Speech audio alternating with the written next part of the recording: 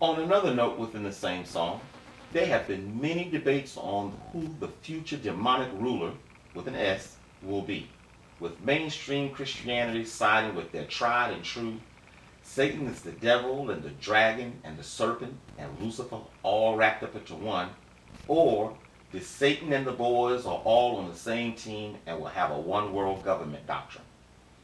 This lack of understanding will be the millstone around the necks of the masses. I have always said Satan will sue the majority of the people for libel and slander because he didn't do a fraction of all the things being pinned on him. Yeah, he's a really horrible spirit, but he is being framed because he is not the only angelic spirit we are under attack from, and not all of them are Satan's friends. I don't care what Revelation says. Satan, the devil, the serpent, Lucifer, and the dragon are all different and distinct spirits, and they are not on the same team.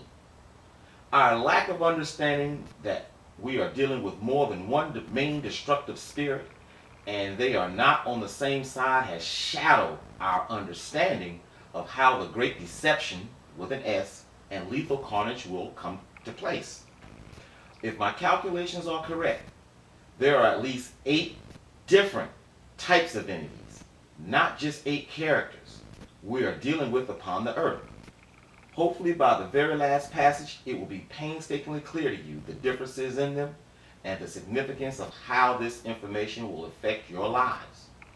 I will start off with a quote from the only Confederate general who continues to have a statue in Washington, D.C.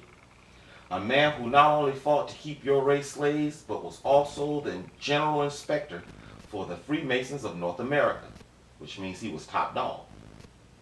The contents isn't anything new the rest of the world doesn't already know about the Freemasons. Everybody knows they worship Lucifer. It's the last part that I want you to take special note of. Are you ready? According to Albert Pike in his book entitled Morals and Dogma, quote, yes, Lucifer is God, and unfortunately Adonai is also God. For the eternal law is that there is no light without shade, no beauty without ugliness, no white without black. For the absolute can only exist as 2 gods, darkness being necessary for the light to serve as its foil, as the pedestal is necessary to the statue, and the brake to the locomotive. Thus, here it comes, the doctrine of Satanism is heresy, and the true and pure philosophical religion is the belief in Lucifer, the equal of Adonai. But Lucifer, God of light, God of good, is struggling for humanity against Adonai, the God of darkness and evil. Example, did you notice Albert Pike dissed those who worship Satan, yet praise Lucifer? Obviously he knew there was a difference between the two. Sidebar, have you ever heard your Masonic preacher or deacon talk bad about Lucifer? They will curse poor Satan out like a dog, but will not say a peep about Lucifer. May I ask you another question, gentle strangers? What is the first rule of discernment? Yeah, I know a bad tree can't produce good fruit. Okay, you're right, but I was talking about the other first rule. That's right, a divided kingdom cannot stand. Okay, so being a student of the signs of the times will show you the earth has always been at war since Adam and Eve. I don't know why you guys keep reading the book of Revelations. It has events occurring that are not backed up by the entire Tanakh. Besides, if you just read the very first verse of the book with understanding, you will figure out the book is a false prophecy. Now I know y'all want to yell blasphemy. This cat speaking blasphemy. And you want to rent your clothes and throw dust on your head and pick up rocks. But just hold up for a second. Let me explain. Revelations 1:1. Quote, the revelation of white Jesus, which God gave unto him to show unto his servants things which must shortly come to pass. And he sent and signified it by his angel unto his servant John. Example, the book of Revelations is a book that is meant to be read as one continuous thought. What does must shortly come to pass mean to you? To me, it means right around the corner, just about to happen, in a short time, soon, in a little while, at any moment, in a minute, in the next to no time, and before long. The word must, just before shortly, means bound to by an imperative requirement. It has been over 2,000 years and it hasn't even started yet. If prophecy is supposed to be at least accurate within a 2,000-year curve, we have no other choice but to dismiss the book of Revelations as a trap. Why do I say trap? Just ask Adam and Eve. Anything outside of what the Creator said will eventually become a trap and a snare unto you. All of the true scriptures, the Tanakh, paint an entirely different picture than the one verse in the book of Revelations which has persuaded the people into believing the way they presently do. Unless you are going to have faith in the Creator, now get this, killing Satan, resurrecting him, and kill him again in an entirely different fashion, resurrect him again, kill him in yet another totally different way, and resurrect him yet again just to kill him again, but this time with all the men of war. But wait, resurrect him once more just to put him in chains until the great judgment day. You have been misled. Let me explain. The angels that were appointed to the divine council, who in turn judged over mankind over a period of time, became corrupt after the fall. They did not stay faithful to Yah's cause and struck out on their own and went their own way, doing their own dastardly deeds towards mankind. Yah will deal with each and every one of them individually in their own distinct way. Job 1:6. Quote, "Now there was a day when the sons of God came to present themselves before Yah, and Satan came also among them." Example, as we will soon see, this presentment is the heavenly council that rules over the nations of the earth. The book of Job is said to be one of, if not the oldest dated manuscript in the Old Testament. If this is true, it appears the heavenly hosts, with an S, are still in good standings with the Creator. Oh yeah, if we look at this verse with an analytical eye, one can deduce that Satan is not of the sons of God order. It can be said that the sons of God order of angelic hosts were presenting themselves. Satan, who was of another order, also came among them. Deuteronomy 4:19. Quote, "Unless thou lift up thine eyes unto heaven, and when thou seest the sun, and the moon, and the stars, even all the host of heaven, should be driven to worship them, and serve them, which Yah thy God has divided unto all nations under the whole heaven."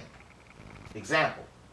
Of course, this is exactly what the people ended up doing, worshiping the host, with an S, of heaven. Notice, this is after the flood and the fallen angel period. Also notice all the nations were divided according to how many hosts, with an S, there were, meaning there are more than one host per nation.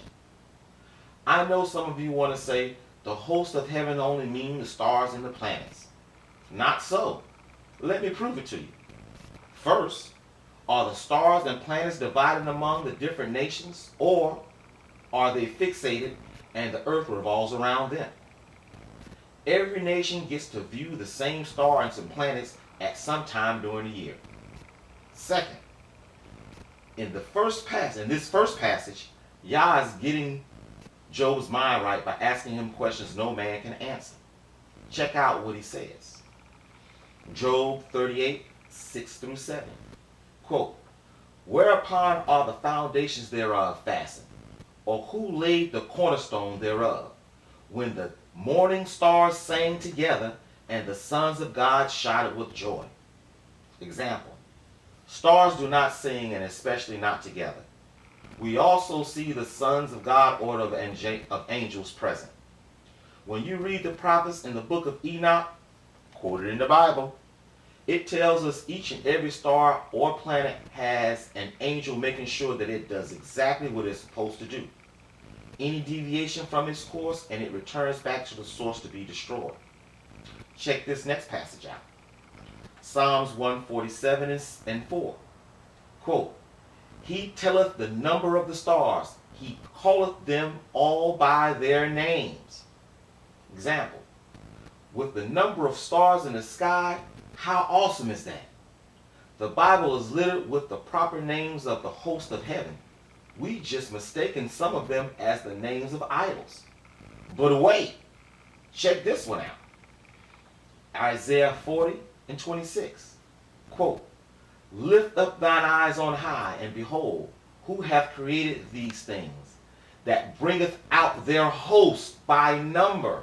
He calleth them all by names, by the greatness of his might, for that he is strong in power, not one faileth. Example, Lucifer, we'll talk about him later, was of the morning star order of angelic hosts, while the prophet Daniel basically dealt with the sons of God order. We will deal with the other orders of heavenly hosts throughout the book. Okay, back to the lesson. Where was I? Oh yeah. Apparently during the period of Deuteronomy, the heavenly council was still intact and serving the Creator as it should be. Moon and star worship we all know about, but we fail to understand all of the pagan gods of the world's worship yesterday and today are the same host, with an S, that was put in charge to judge the nations at the beginning. Psalms 82, 1 through 8. Yah standeth in the congregation of the mighty. He judges among the gods. How long will ye judge unjustly and accept the persons of the wicked? Defend the poor and fatherless. Do just to the afflicted and needy. Deliver the poor and needy. Rid them out of the hand of the wicked. They know not, neither will they understand. They walk on in darkness. All the foundations of the earth are out of course. I have said, ye are gods, and all of you are children of the Most High. But ye shall die like men, and fall like one of the princes. Arise, O Yah, judge the earth, for thou shalt inherit all nations. Example, I know, it's talking about a human congregation of holy men and not angels, scribe. Good grief. There's only one problem with this understanding. The quote being used, though most concordances will say the quote can be used to mean a congregation of holy people, that is a false doctrine. One of the pitfalls of using concordances is that they only translate words already written in English. Another pitfall, and unfortunately applies in this case, the understanding of the concordance writer was gleaned from satanic writings. The first mention of Psalms 82 being an assembly of mortal men was written in the demonic writings of the Mishnah, a part of the Talmud, the Tannan in particular, in 70 to 200 CE. This is after the fall and deportation of the original Hebrew Israelites by the Romans in 70 CE by a Roman general Vespasian and his son Titus. 3 people who called themselves rabbis made mention of it being righteous men, but all throughout history up until that point, it was known to be talking about how the angels judged over nations and people. Saying all that, maybe you should rethink whether the New Testament is tainted or your understanding of what is written is tainted. Either one is good with me. Adding to the equation, Psalms 82 is recorded to have been written around 1000 BC, meaning we start to see the heavenly hosts, with an S, are now starting to piss y'all off with their dealings with the earth's affairs. To rise and inherit the nations could only mean he had given dominion to those nations to their prospective heavenly hosts previously. Okay? Psalms 89, 5 through 7. Quote, The heavens praise your wonders, O Yah, your faithfulness too, in the assembly of the holy ones. For who in the skies above can compare with Yah? Who is like Yah among the heavenly beings? In the council of the holy ones, Yah is greatly feared. He is more awesome than all who surround him. Example. Again, this proves a holy council is in charge of running the earth. It also sheds another sliver of truth about Yah is not pleased at his leaders because they fear. It is obvious that this time the host, with an S, is still able to enter the heavenly kingdom. Daniel 10:13 through 20. And of course, I think I'm going to skip. Quote, "But the prince of the kingdom of Persia withstood me 121 days. But lo, Michael, one of the chief princes, came to help me, and I remained there with the kings, with an S, of Persia." I'm going to keep going. "Then said he, Knowest thou wherefore I come unto thee? And now will I return to fight with the prince of Persia. And when I am gone forth, lo, the prince of Grecia shall come." Example. The book of Daniel is said to have been written around 550 BC, which would make this knowledge make sense. Why? Because it proves the progression of sin caused by the heavenly host and the holy council members upon the earth. Surely we are not going to think an earthly king and prince can contend and subdue a holy angel for 21 days, are we? Of course not. Did you notice it mentions a prince, kings with an S of Persia, and a prince of Grecia of the holy host that have gone rogue? Jeremiah 10:11. Quote, "Thus shall ye say unto them, the gods, with an S, that have not made the heavens and the earth, even they shall perish from the earth and from under the heavens." Example. The book of Jeremiah tells of kings and situation in Israel around 582 BC era. This timeline falls directly in line with the previous passage in that Yah by now is very upset at his leaders and has decreed they will die. Why? One of the reasons is recorded in the book of 2 Kings, which is 560 to 540 BC. 2 Kings 21:2 through 6. Quote, "And he did that which was evil in the sight of Yah, after the abominations of the heathen, whom Yah cast out before the children of Israel. For he built up again the high places which Hezekiah his father had destroyed. And he reared altars to Baal, and made groves as Ahab the king of Israel, and worshipped all the host of heaven, and served them. And he built altars in the house of Yah, of which Yah said, In Jerusalem I will put my name. And he built altars for all the host of heaven in the two courts of the house of Yah. And he made his son pass through the fire, and observed time, and used enchantments, and dealt with familiar spirits and wizards. He wrought much wickedness in the sight of Yah, and provoked him to anger." Example. Nothing new is under the sun. The Masons and the like are doing the exact same thing today. But did you notice the difference in excuse buster to the heavenly host only being planets? Where? 1. You don't put up altars to planets in a tabernacle for God. 2. You don't worship planets nor serve them. The ancients worshiped deities behind that or what they consider responsible for that particular planet. Example, Jupiter was Zeus, Mars was Mars, Dagon's system was the dragon, Venus was Venus, Saturn was Saturn, etc. 3. Though he didn't worship the planets, he did, well, let me say 3. Though he didn't worship the planets, he sure did watch them and try to decipher their meanings. Observer of times. 4. We see there's a difference between demon spirits, familiar, and full-fledged angels, host. To top it off, he went to wizards and practiced voodoo. Basically, He was a real so-called African-American guy. Isaiah 24:19-23. Quote, the earth is utterly broken down. The earth is clean dissolved. The earth is moved exceedingly. The earth shall reel to and fro like a drunkard, and shall be removed like a cottage. And the transgressions thereof shall be heavy upon it.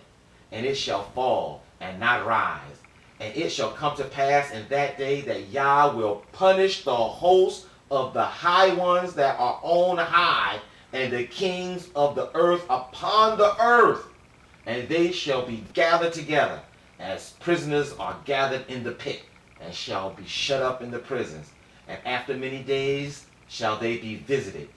Then the moon shall be confounded, and the sun ashamed, when Yahweh shall reign in Mount Zion and in Jerusalem, and before his ancients gloriously. Example. I want you to notice Yah will punish at least 3 different royal entities, not including the puny saps like humans. Our death is talked about later, at his coming. Did you notice they are reserved to prisoners in the pit until judgment day?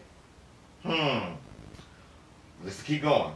We got the host of the high ones that are on high, which are the leaders, the cherubims, the seraphims, the morning stars, etc.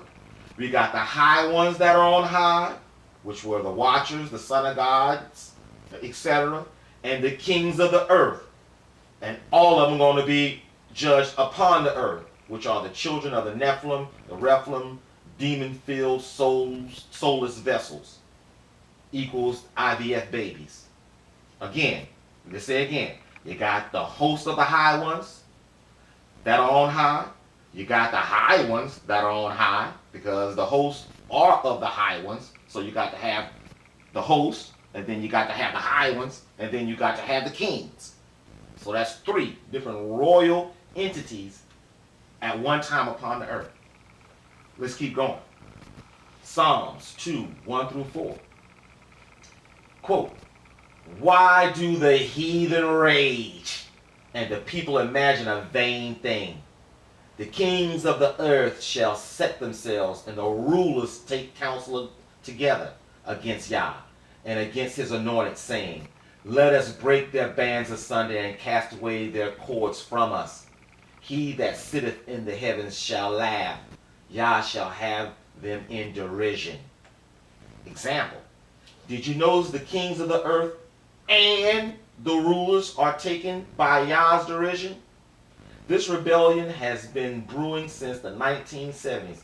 And this new generation, with their do as thou will attitude, and I'm my own God, desires, and transhumanism technology, will make this prophecy a reality. But did you also notice the kings and the rulers? So the rulers aren't the kings? Or are you talking about 2 different entities? Okay, let's keep going. Isaiah 26:13.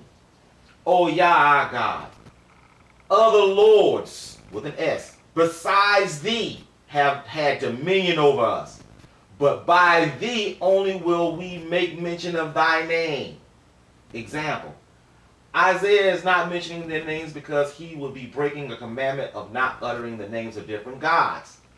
We know he is not talking about an earthly ruler because he talked about Sargon in chapter 20. Though Sargon never ruled over the Hebrew Israelites. By saying besides thee, puts the lords with an S on the same authoritative status and power as Yah. That's in man's feeble mind. But they was higher than I'm saying that they were higher than a normal man. Not only that, Yah's word even calls them out by name. Jeremiah 51:44-45. Quote, and I will punish Beel in Babylon, and I will bring forth out of his mouth that which he has swallowed up, and the nations shall not flow together no more unto him. Yea, the wall of Babylon shall fall. My people Go ye out of the midst of her, and deliver ye every man his soul from the fierce anger of Yah. Example.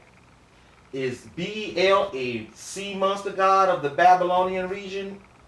Or, if you understand the prophecy, is he America's regional god? Why did I ask that? 1. History in the Bible says the Israelites did not have to deliver ye every man his soul from the captivities in Babylon. They were peaceably allowed to return to Jerusalem. So this prophecy is not the actual Babylon yet. 2. Babylon was never destroyed. Let me say that again. People, Babylon was never destroyed. In fact, when Cyrus took over, he made Babylon his capital. When Alexander the Great took over, he made Babylon his capital. Atrophy, which is gradually decline in effectiveness or vigor due to underuse or neglect, is what happened to Babylon, not destroyed by Yah or any standing army. In fact, all the way up until the early 1920, that's it, people were still living in the city of Babylon and trying to make a go of it. So when we see prophecies about Babylon being laid waste, never to be rebuilt, or building materials never again being used, it is not talking about the geographical Babylon. The book of Ezekiel was written around this same time, 565 BC. Let's check out what it says about the heavenly host, and maybe we can shed some light on this entire Satan is the devil, and the serpent, and the locust king, and the Antichrist, and Gog and Magog, and the dragon, and he will be killed numerous times and in control of all the other fallen angels' doctrine.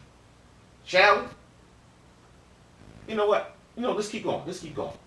Ezekiel 28, 2 through 10. Son of man, saying to the prince of Tyrus, thus saith Yah, because thine heart is filled up, and thou hast said, I am a God, I sit in the seat of God, in the midst of the seas, yet thou art a man, and not God. Thou shalt set thy heart as the heart of God. Behold, thou art wiser than Daniel. There is no secret that they can hide from thee. With thy wisdom and with thine understanding, thou hast gotten thee rich. Let me say this again. With thy wisdom and with thine understanding, thou hast gotten thee riches, and hast gotten gold and silver into thy treasures.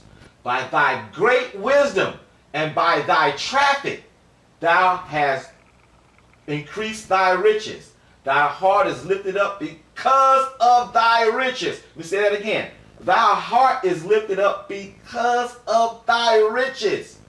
Therefore, thus says Yah, because thou hast set thine heart as the heart of God, behold, therefore I will bring strangers upon thee, and the terrible of the nations, and they shall draw their swords against the beauty of thy wisdom, and shall defile thy brightness. They shall bring thee down to the pit. Who shall do that? They shall bring thee down to the pit, and thou shalt die the death of them that are slain in the midst of the seas. Wilt thou yet say before him that slayeth thee, I am God? But thou shalt be a man and no God in the hand of him that slayeth thee. Thou shalt die the death of the uncircumcised by the hand of the stranger. For I have spoken it, saith Yah. Example. Of course, this is talking about the person we affectionately call the Antichrist. But did you notice he was called a prince? Did you notice he was said to be wiser than Daniel? Do you realize he is a capitalist? Did you notice the stranger will attack the beauty of his wisdom? I believe all of these characteristics can be explained with one option. The Antichrist becomes a giver, product of the fallen angel, just like Nimrod did. When it said the entity will give him his power, it really meant his spirit will have amalgamated with the Antichrist's soulless body. In the book entitled Children Are Our Future, I showed how scientists could/were creating children with DNA from 3 and sometimes 4 different parents. I showed how specific characteristics from the foreign parents would not manifest themselves unless desired. In fact, check this out. According to Yahoo News, the world's first genetically modified babies will graduate high school this year. Quote, remember the sci-fi thriller Gattaca? For those who never saw the film and or eschewed all pop culture in the late 1990s for some reason, it was a popular movie that came out in 1997 about genetically modified human beings. Now some literally genetically modified human babies born that same year are entering the senior year of high school. The first successful transfer of genetic material for this purpose was published in the U.S. Medical Journal in 1997 and then later cited in the Human Reproduction publication in 2001. Scientists injected 30 embryos in all with a third person's genetic material. The children who have been produced by this method actually have extra snippets of mitochondrial DNA or mtDNA from 2 mothers, meaning these babies technically have 3 parents. These teens could potentially pass on their genetically modified materials to the next generations. So even if no humans are legally able to be created in this way in the future, we've already introduced biologically modified genetic material into the population with the potential to affect large swaths of future generations to come via reproduction. Example. For a more comprehensive viewpoint of what was just said, I recommend you check out Children Are Our Future. Believe me, this is just one form of many altered humanity that is commonplace in the world today. There are more than 5 million test tube babies in the world already. I think I made a compelling case in the book Lies, Lies, Lies that the Antichrist will be some type of possessed transhuman cyborg. Don't laugh. This explanation will fit him being called a prince even though he is still a man. To bolster my claim, check this out.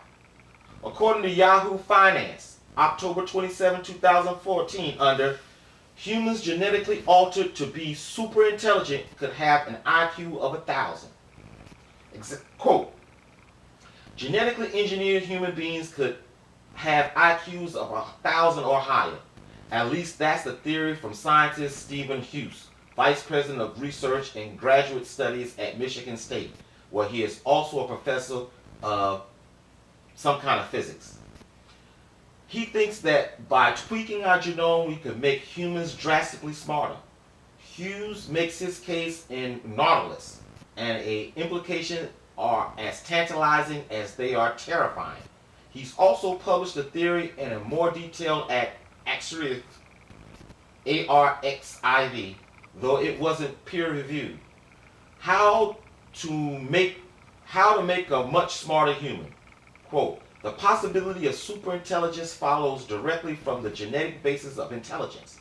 Characteristics like height and cognitive abilities are controlled by thousands of genes, each of small effect, Hugh wrote. From previous studies in the genome, Hugh says we can estimate that there are probably about 10,000 of these genes variant associated with intelligence. If we can tweak each of these to their smart version so that they contribute a tiny bit of higher intelligence, we could engineer human beings who exhibit cognitive abilities which is roughly 100 standard deviations above average. This corresponds to more than 1,000 IQ points. Hugh is also a scientific advisor at BGI, formerly the Beijing Genomics Institute, and one of the founders of its cognitive genome labs. Look at the book entitled Book of Lies for a more comprehensive expose of China's genetic program. According to rumors that surfaced last year, BGI is currently in the process of sequencing the genomes of 2,000 of the world's smartest people in hopes of carrying out a program like Hughes described and engineering super smart babies. Hughes and BGI aren't the only people predicting superintelligence through genetic improvements. In his recently published book, Superintelligence, Nick Bostrom, founder director of the Future of Humanity Institute at Oxford University, agrees that genetics is the key to creating superintelligent humans. By using genetic screening of embryos before implantation, parents could find and select the embryos that could possess those turned on alleles for higher intelligence. Bostrom predicts that, quote, once this technology has matured, an embryo could be designed with the exact preferred combination of genetic inputs from each parent and genes that are present in neither of the parents could also be spliced in, including alleles that are present in low frequency in the population but which may have significant positive effects on cognitive. Example. Did you notice earlier they actually told us there is a small, very small population of people that have special genes in them? Is this the reason why the world governments are so interested in your genes, your DNA today? This also shows China, king of the East, is way ahead of everyone in this technology and will use it to assert its power in the upcoming years. Did you notice they already know they are going to splice different and distinct DNA with the parents to create a giver? When I keep saying giver, that's a son of God. One of him. Right there. Yeah, giver, like Nimrod. Think about it for a minute. With either splice or altered DNA, the Antichrist will be smarter than Daniel. And with the wisdom, commerce, and inventions would make him filthy rich. Let me say that again. Think about it for a minute. With either splice or altered DNA, the Antichrist will be wiser than Daniel, and with that wisdom, commerce and inventions will make him filthy rich. You think I'm crazy, huh? Guess who just acquired the largest and most advanced robotics company in the world, which is Boston Dynamics? Google. We got rappers who claim to be gods. Just imagine a person with the strength of 10 men, faster than a speeding bullet, able to leap tall buildings in a single bound, with the World Wide Web at their disposal in the blink of an eye. This Rephilim beauty is his wisdom and not his continence, his looks. Through his inventions and wheeling and dealings, his riches, which riches is power, makes him think he is a god on earth. The stranger, and we will definitely deal with this stranger later, will apparently sabotage the strength of his power over the earth. Sounds more and more to me like this guy is going to invent something that is head and shoulders above everybody else. I got a feeling it's going to be a time machine. I'll explain about that in another video. Don't count me out. But, like all things, it has a fundamental flaw that will be exploited when the time is right by the stranger. Notice it doesn't say that he is a violent man at all, just morally corrupt. Most importantly, I want you to notice the Antichrist dies by the hand of the stranger. Please remember the stranger part, because he is an entirely different subject altogether.